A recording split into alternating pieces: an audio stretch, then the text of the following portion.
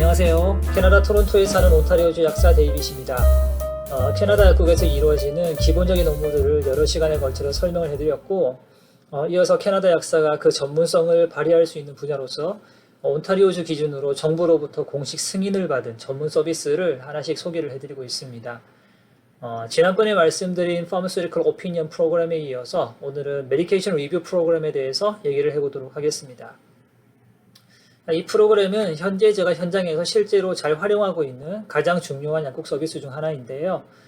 각 주별로 명칭과 프로그램의 세부 내용은 조금씩 차이가 있지만 같은 형태의 이런 메디케이션 리뷰 프로그램을 운영을 하고 있습니다. 온타리오주는 메드책이라는 이름으로 불리고 있고요. 그 리뷰의 형태에 따라서 다음에 5가지로 나누고 있습니다. Annual, Follow-up, or Long-term Care Home Resident, At Home for Diabetes. 그래서 각각이 조금씩 다른데 오늘은 기본이 되는 애뉴얼 매책을 기준으로 설명을 좀 드리겠습니다. 이 서비스를 받을 수 있는 사람은 온타리오주에 거주하고 헬스카드가 있으면서 하나 이상의 만성질환을 앓고 있으며 이를 위해서 3가지 이상의 약을 복용하는 환자가 되겠습니다. 예를 들어서 혈압약 1가지, 그리고 콜레스테롤 약 다른 종류 2가지 이렇게 꾸준히 드시고 계신다면 이 서비스를 받을 수 있는 대상이 된다는 것이죠.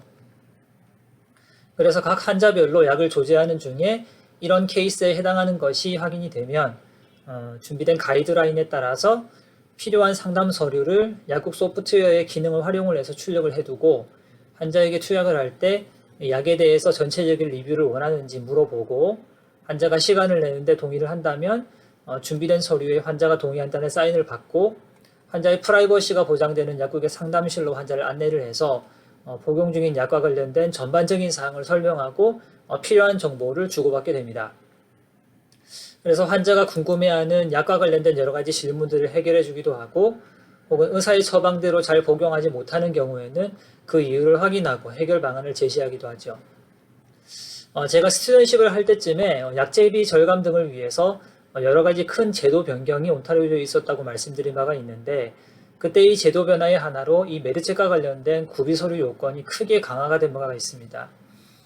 종전에는 환자 동의에 대한 서명 그리고 복용량 리스트 이 정도만 준비하면 충분했는데 변경된 기준에 따르면 일반 메드책에 대해서는 Patient Acknowledgement Form 환자 정보 제공에 대한 동의서 그리고 Pharmacist Worksheet 메드책과 관련된 구체적인 대화 내용의 기록이자 메드책을 제대로 하기 위해서 환자에게 약사가 물어봐야 될 체크리스트 그리고 퍼스널 메디케이션 레코드 메드책 이후에 환자 및 담당 의사에게 제공을 해야 되는 현재의 복용량 업데이트된 리스트 그리고 요약본 마지막으로 헬스케어 프로바이더 노티피케이션 폼 담당 의사에게 메드책 내용을 팩스로 통보했다라는 기록 이렇게 최소 4가지 이상의 서류가 완결이 되어야 정부에 메드책을 했다라고 청구를 할 수 있도록 하였죠. 종전에는 짧은 시간 동안에 일반적인 복약 지도를 하고서도 메드책을 했다라고 정부에 청구하는 사례가 많아서 그랬는지 모르겠지만 이 메드책의 질을 높이고 좀 더 체계적으로 환자에게 도움을 줄 수 있는 방향으로 좋게 얘기하면 업그레이드를 한 것이고 나쁘게 얘기하면 엄청 까다로워졌다라고 말할 수 있겠습니다. 제가 당시 샤퍼스에서 인턴십을 하는 중에 이 내용을 처음으로 들었는데 그야말로 대혼란이었던 기억이 납니다. 아직 약국 프로그램이 이 관련 서식을 자동으로 생성해 주지 못하는 상황이었기 때문에 약사협회에서 나온 PDF 서식을 인턴이나 스튜던트들한테 그래서 환자 정보를 보고 일일이 손으로 쓰거나 쳐서 준비하도록 하기로 했고요. 안 그래도 업무 로딩이 만만치 않은 약국 환경에서 이렇게 강화된 요건은 적지 않은 부담이 되었습니다. 결국 이렇게 변경이 된 이후로는 메드책의 청구 건수가 실질적으로 절반 이하로 줄어들었다고 합니다. 게다가 최근 코비드 이슈가 터지면서 환자와의 대면 시간을 축소하게 됨에 따라서 그나마 줄어들었던 메드책 청구 건수는 더욱 줄어들게 되었다고 하는데요. 그래서 약사협회에서 환자와의 전문적인 상담에 대한 필요성을 이유로 약사회를 통해서 보건부에 비대면 상담이 가능하도록 요청을 했고요. 이를 정부에서 받아들였기 때문에 최근에는 전화로 메드책을 하는 케이스가 늘어나서 청구 건수가 약간 늘어났다라는 통계도 있었습니다. 자, 그렇다면 구체적으로 무엇을 체크해야 하길래 시간이 이렇게 많이 걸리게 됐다라고 하는지 서식을 보면서 하나씩 설명을 드리겠습니다. 첫 번째가 정보 제공에 대한 동의서예요. 이 메드책이라는 것이 어떤 프로그램이고 환자에게 어떤 도움을 주기 위해서 준비된 것이고 환자는 이 상담을 통해서 본인의 개인 의료 정보를 약사에게 제공하는 데 동의한다라는 내용의 설명이 이 종이 한 장에 빼곡히 적혀 있고요. 여기에 환자분이 서명을 하시면 서명한 날짜로부터 1년 동안 365일간 애뉴얼 메드책은 한 번, 그리고 중요한 변경사항이 있을 때마다 시행할 수 있는 그 팔로우업 메드책이 가능하게 됩니다. 팔로우업 메드책은 별도의 환자 서명이 필요 없이 약사가 판단하기에 이 환자에 대해서 리뷰를 다시 해야 되겠다, 중요한 약이 추가가 되었다, 그렇게 생각될 때 할 수 있게 되는 거죠. 자, 그리고 두 번째 서류가 파머시스트 워크시트입니다. 약사가 관리해야 되는 일종의 차트죠. 환자의 기본적인 정보로부터 시작을 해서 패밀리 닥터 정보도 들어가고요. 이제 체크리스트가 줄줄이 나옵니다. 술이나 담배를 하는지, 아니면 마리화나 같은 기호품 등을 하는지, 그리고 운동은 평소에 어떻게 하고 있는지 이런 것들을 물어봐야 되고요. 이 메드책을 하는 이유에 대해서 해당되는 것들을 다 체크해야 되는데, 그 중에서 3가지 이상의 약을 복용하고 있다는 것은 필수로 체크가 되어야 되겠죠.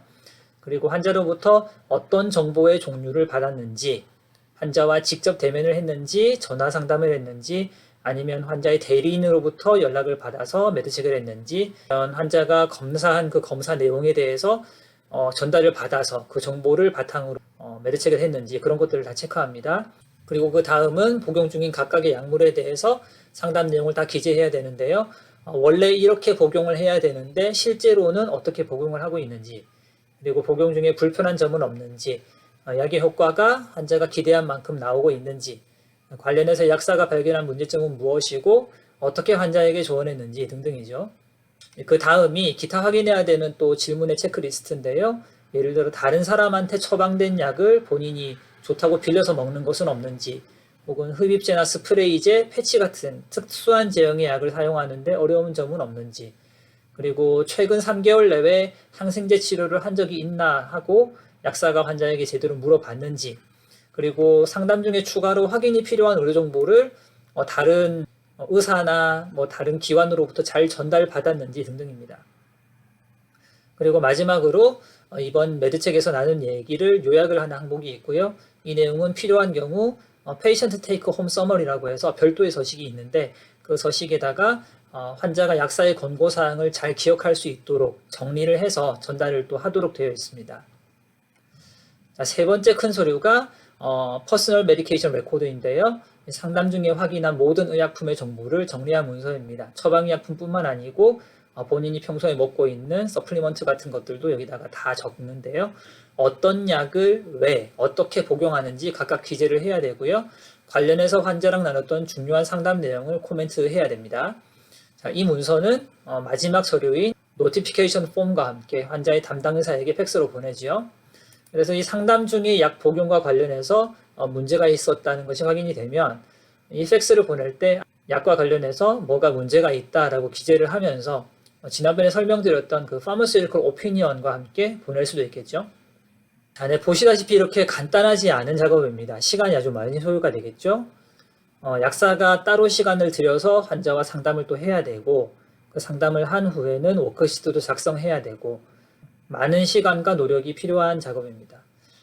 정부에서 적지 않은 보상을 하기 때문에 그만큼의 노력을 요구하는 것이라고 생각을 합니다.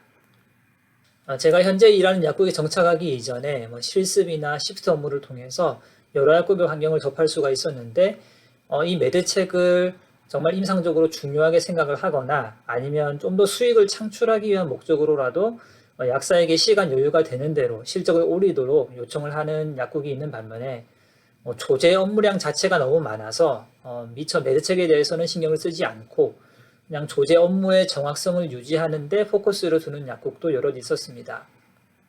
다른 약국들은 어떤지 모르겠지만 저 개인적으로는 이 메드책 제도를 처음 알게 되면서부터 그 중요성을 절감했고, 또한 최대한 활용하기 위해서 계속적으로 노력하는 편에 속해 있습니다. 환자와 깊이 있는 대화를 통해서 약 복용과 관련된 문제점을 발견하고 그것을 효과적으로 해결해주는 과정에서 보람을 느끼고, 그리고 무엇보다도 환자와 약사 간의 깊은 신뢰관계를 쌓을 수 있게 되니까 여러모로 활용 가치가 높은 서비스라고 생각하고 있습니다. 네, 여러 가지 지금 생략해서 이렇게 압축해서 일단 이 정도만 말씀드렸는데요. 사실 더 자세하게 말씀드릴 부분이 많아요. 특히 당뇨 환자에 대한 메드책은 일반 메드책보다 훨씬 복잡하고 의무적으로 준비해야 되는 서류도 많은데 다음에 기회가 될 때 다시 한번 자세히 좀 보도록 하겠습니다. 오늘 영상과 관련해서 궁금하신 점 있으시면 댓글 달아주시고요. 구독, 좋아요, 알림 설정 부탁합니다. 감사합니다.